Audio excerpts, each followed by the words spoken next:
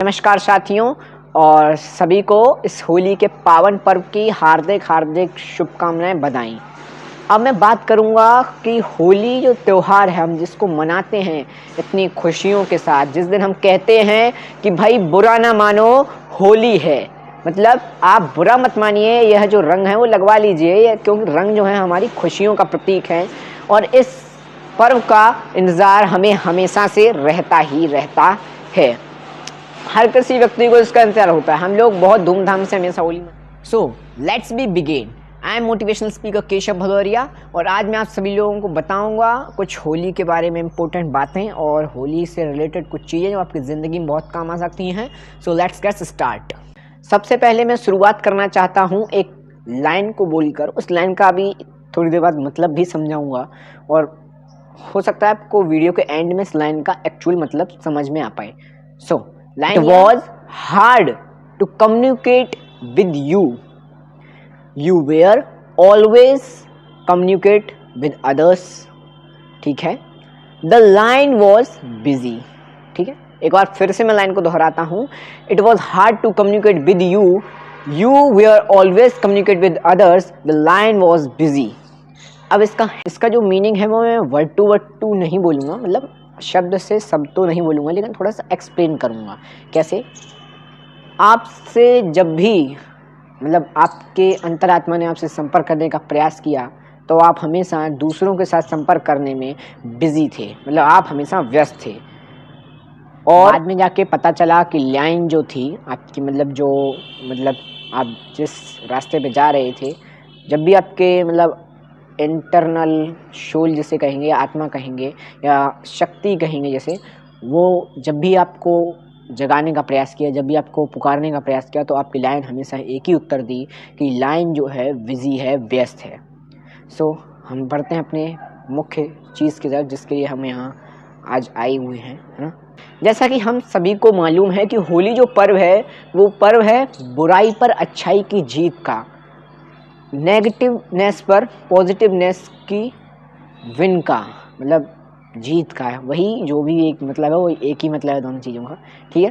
तो इस चीज़ के पीछे मुख्यतम से दो स्टोरी हैं। पहली है प्रहलाद जी वाली और दूसरी स्टोरी जो है कामदेव की है। इसमें दो स्टोरीज़ हैं। तो पहले हम प्रहलाद जी की स्टोरी को देखते हैं, है ना। तो प्रहलाद जी की स्टोरी में जब वो अपने पिता की बहन के साथ, माने अपनी बुआ जी के साथ, जब अग्नि पर बैठे और अग्नि जलने लगी, तो फिर भी उनके चेहरे पे जो मुस्कान थी भगवान के नाम को लेने की, वो कम नहीं हो रही थी। मतलब भगवान के नाम को लेकर उनके अंदर इतनी पॉजिटिवनेस आ रही थी, इतनी पॉजिटिव एनर्जी आ रही थी कि वो उस वक्त भी खुश ही थे। इसीलिए तो हम कहते हैं कि भाई बुरा ना मानो होली है। और सेकंड स्टोरी क्या है, अब वो सुनिए।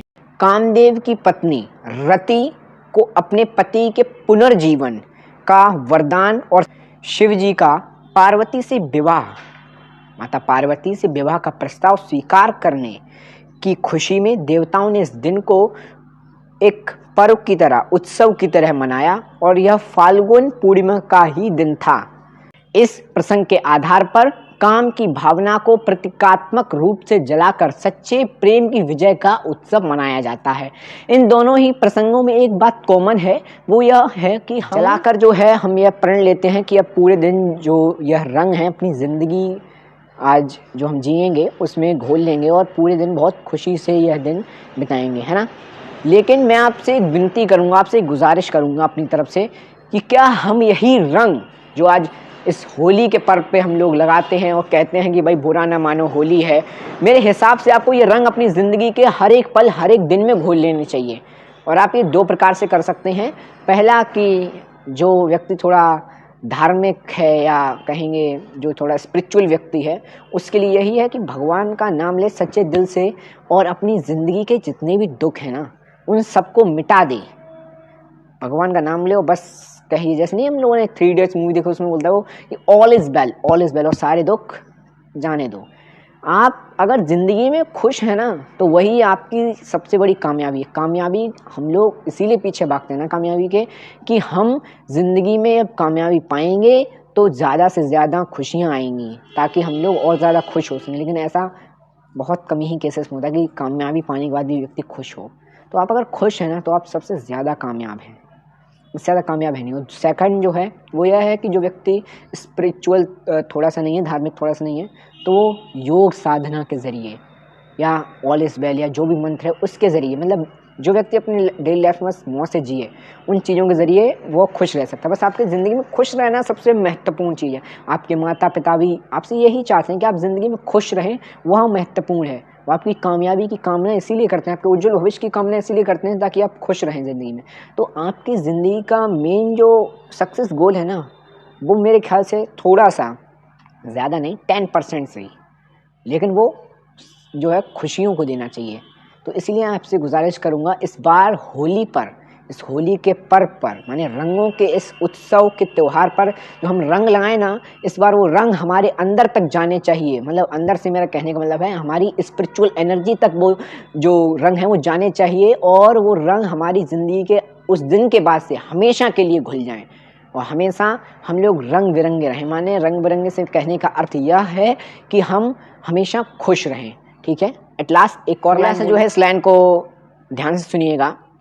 What you don't know wouldn't hurt you, it can kill you unknown।